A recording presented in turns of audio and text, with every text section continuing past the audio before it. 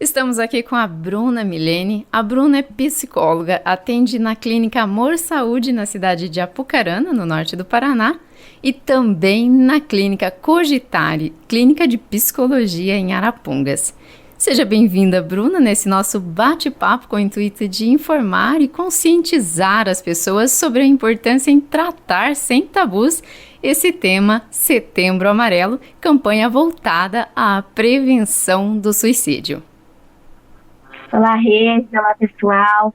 Eu que agradeço pelo convite, né, que é de extrema importância, não só para os meses de setembro, mas para todos os meses do ano. Vamos lá. Então, vamos começar por aqui. O número de suicídios no Brasil cresceu 11,8% em 2022 em comparação com 2021. Estes são dados do Fórum Brasileiro de Segurança Pública. Em 2022, foram 16.262 mil registros, uma média de 44 por dia. Realmente é um número que assusta. Bruna, o que podemos fazer enquanto parentes, amigos, educadores, para perceber e talvez prevenir antecipadamente uma tentativa de suicídio? Então, Rede, nesses casos, né, o melhor tipo de prevenção é sempre a conscientização.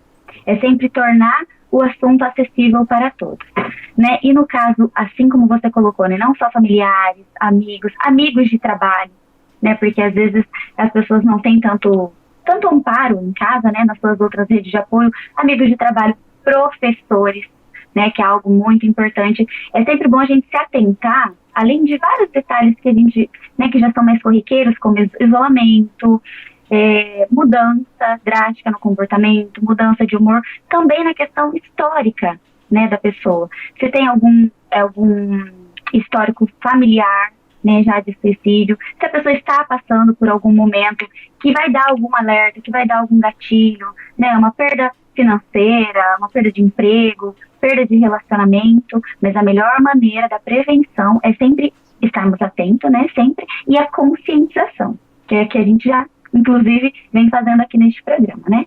Sim.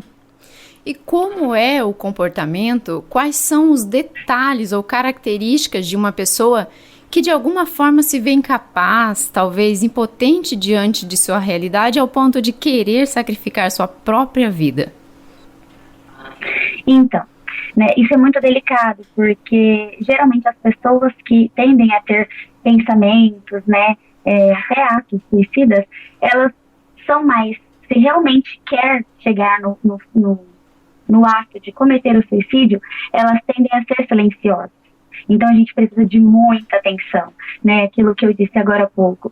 Quando a gente percebe uma mudança muito repentina no comportamento, quando a pessoa deixa de se cuidar, né? Hoje em dia a gente tem uma ferramenta que é muito importante, muito interessante, né, para a gente avaliar essas questões, a rede social.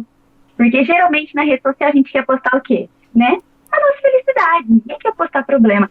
Se a pessoa começa a postar demais reclamações, né? Você pode ver nos históricos assim, de pessoas que acabam, infelizmente, cometendo o suicídio de fato. A gente vai olhar nas redes sociais, sempre vai ter, né? Alguma reclamação, alguma queixa, com muita frequência. Então, isolamento social é um dos principais indícios, né? Quando a pessoa perde o ânimo para se cuidar, para fazer coisas que antes ela fazia, mudança de humor. E assim como eu disse também da outra vez, porque, né, a prevenção e o alerta, eles estão muito ligados. Quando a pessoa está passando por algum tipo de gatilho emocional. E é muito, muito, muito importante a gente sair um pouco da nossa bolha, né, enquanto pais, enquanto professores, enquanto amigos de trabalho, enquanto sociedade.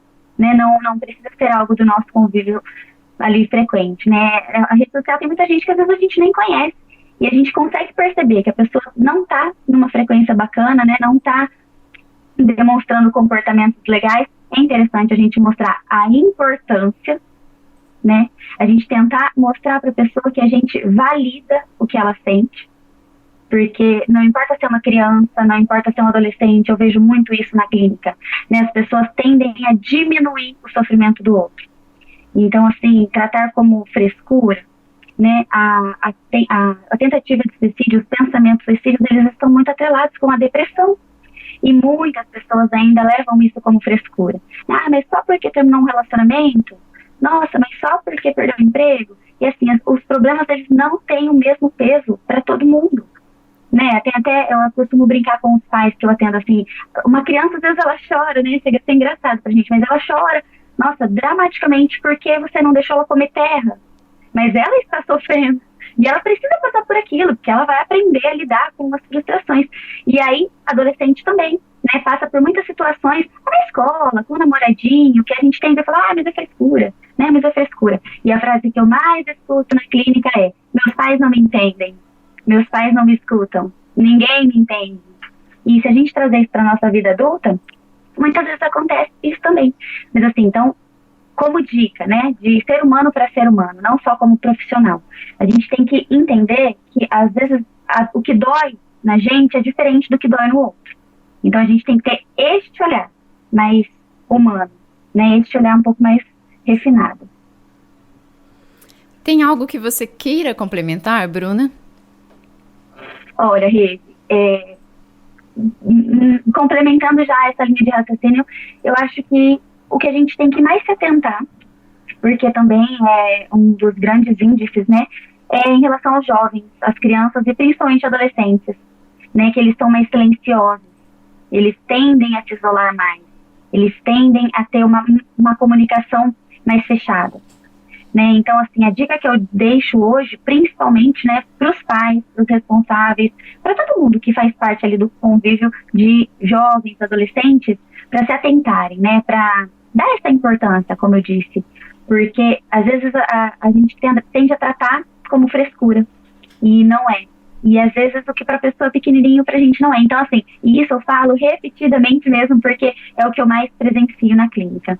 Claro que, assim, nunca cheguei a passar por uma situação que de fato houve suicídio, mas já atendi muitos adolescentes que se cortam, né, que se mutilam, que se machucam. Talvez para chamar atenção, mas até o ter que chamar atenção está gritando, né, por uma necessidade. Ele está de alguma forma dizendo, ei, tem algo de errado aqui comigo. Então não é frescura. Então, assim, o meu olhar, né, a minha dica aqui vai ser principalmente para a gente se atentar com os nossos jovens e adolescentes. Porque eles precisam aprender a lidar desde criança com as frustrações. Por isso que precisa aprender a ouvir um não. Por isso que precisa de limite. Não é só por uma questão de disciplina, né? Porque a gente precisa ser chato. Não, eles precisam lidar. Para chegar lá na frente, ter uma estrutura emocional, ter uma maturidade emocional para saber lidar com as frustrações maiores.